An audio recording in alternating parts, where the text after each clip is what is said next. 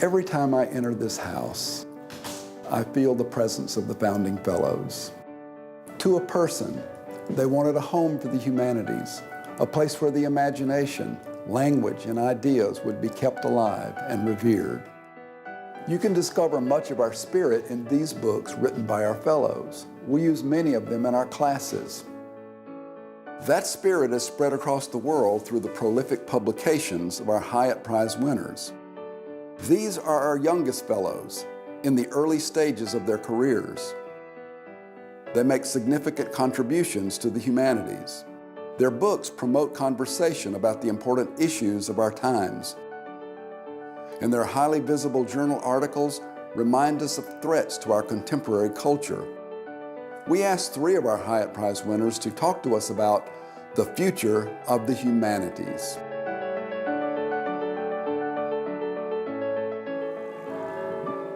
We begin at Yale with freelance journalist Mark Oppenheimer. You know, I do a lot of different things. I write my column on religion for the New York Times, and I help edit a magazine of Jewish affairs, and I also teach part-time at Yale, where I'm sort of the journalist in residence. I give career counseling to undergraduates who think they might want to be journalists. Everyone is pressuring children to think engineering, medicine, science, as if those are the only things that matter. My concern is that we have too many universities teaching students political science or physics or engineering or how to sort of make stuff run, but they're not saying why are we making it run. And that's where the humanities come in. Philosophy, religion, literature, those are the questions that we ask in the humanities. It's peripatetic. I'm on the move a lot. You know, it's definitely part of the freelance life. The next station is Grand Central. When you're not a tenured academic who has one job in the academy and you're writing for a wide publication, you know, you do newspaper work, you do magazine work, you do editing work, and all of it adds up to a career, one hopes. Okay. Shh. The other thing that my own field of nonfiction writing and journalism is very good for is holding people accountable. And they actually told her, we will, if you print this, we will come, we will stop the trucks, and we will take the papers away. And she was just Journalists are the conscience of the government. They're also the conscience of every contract, every grant, every bit of money that's dispersed to do something in any field. If you don't have these watchdogs, if you don't have people going around with their little notepads asking questions and then writing engaging, interesting stories about them in accessible prose for widely read newspapers and magazines, then what you end up with is just a lot of corruption, a lot of people who feel I can be on the take and it doesn't matter. You know, what I decided I was best at was trying to be a bridge between the humanities fields in the academy and the common reader. The piece that we need the photographs for is about ultra-Orthodox Jews in Lakewood, New Jersey. So a lot of what I do is I read books by historians or religion scholars, and I then interview them and talk about their work in a way that the reader of a newspaper or a magazine can understand. Because I don't want stuff to stay locked up in the academy. You're both good dogs. I write about philosophy and literary criticism and history and religion. So those are the fields that interest me. And I think those are the fields that ask the really, really big questions in the way that I like. But I also think I'm a humanist in terms of my outlook on the world. I believe in the greatness of people, and I believe in our potential, and I think the world can be made better. Lord knows that as the father of 4 young daughters, you know, where would we be without our pediatrician, right? And that's the heart of, you know, the STEM education right there, is these people who go directly into helping people with science and medicine. But if we don't have humanists thinking about what we're here for and why we're doing what we're doing and how to spend our money, then I think we end up pretty lost and our lives end up a lot less rich.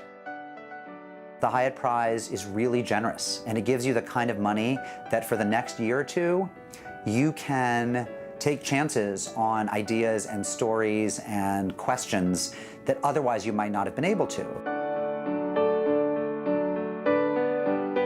The Hyatt Prize came along at the ideal time in many ways because As a historian breaking away from my field, writing about issues having to do with contemporary agriculture, I felt a little bit out on a limb. And so for the Hyatt Prize to validate the work that I was doing was a huge confidence booster. These are wild pecans, so these have their own genetic identity. If you look at an orchard of pecan trees, you're seeing clones. Trees that are exactly the same.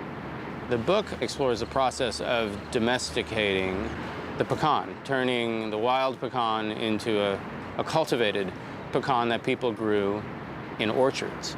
So understanding this process of domestication was in a lot of ways critical to more than just understanding the pecan, but it was critical to understanding the entire source of our food supply.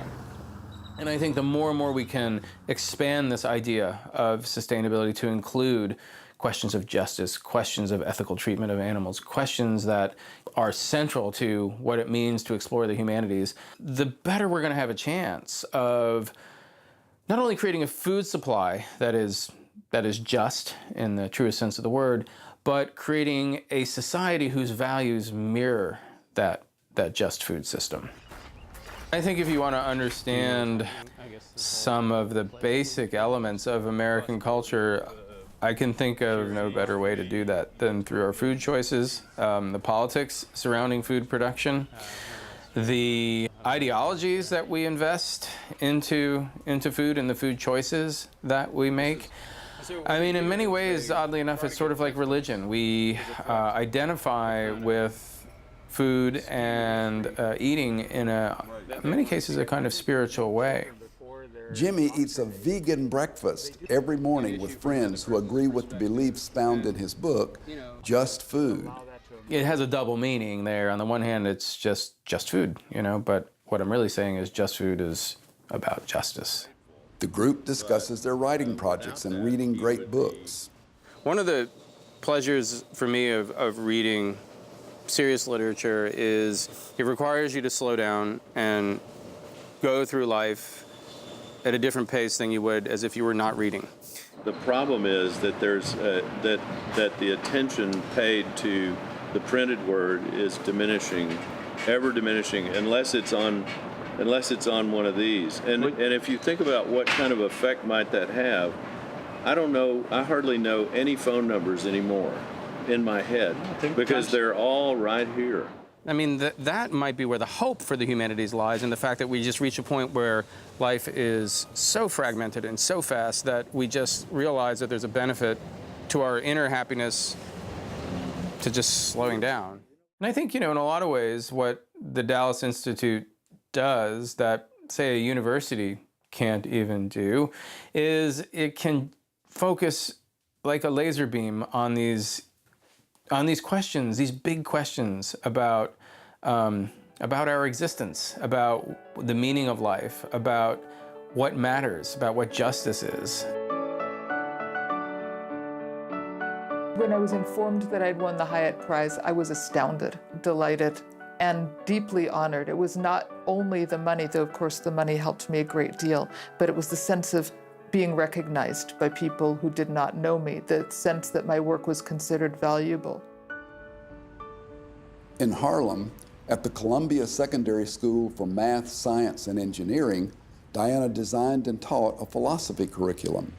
Philosophy is wonderful in that it bridges the humanities with math and science. So I have found that my students have come to take interest in the humanities through philosophy because they see there the connection.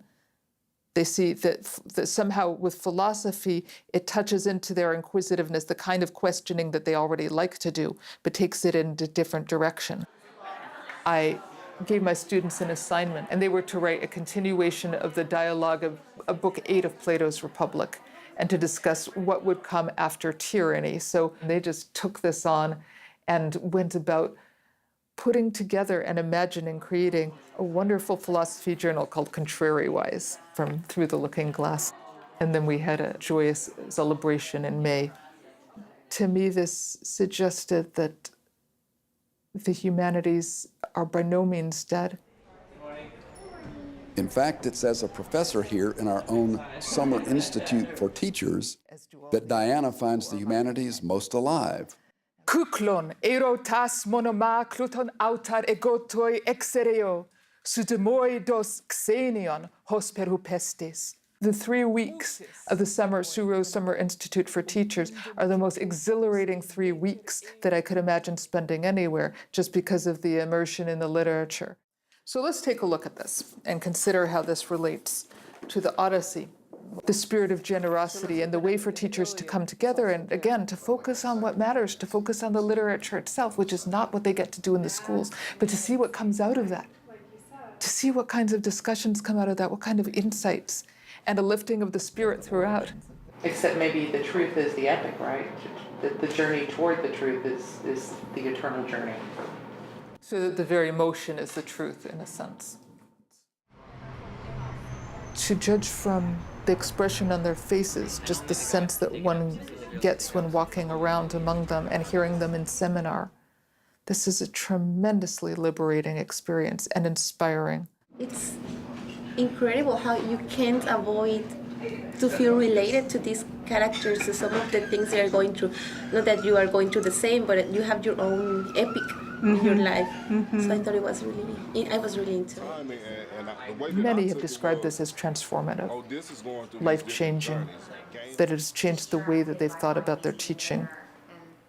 There is certainly a way of teaching literature that we, at the Dallas Institute, that the Cowan Center has gotten right. Here there's a purity of devotion to the subject matter itself, to the literature itself. There's a kind of intellectual home that I find here. It would be amazing if every city had the kind of place where there was a lot of public programming in this informal, warm setting where speakers come, but then everyone sits around and talks about it afterwards and eggs each other on in their thinking. So I was mostly jealous that I didn't live in Dallas. So it's the 10th anniversary of the Hyatt Prize. That's great news. Keep it up, because we have never needed it as much as we need it now.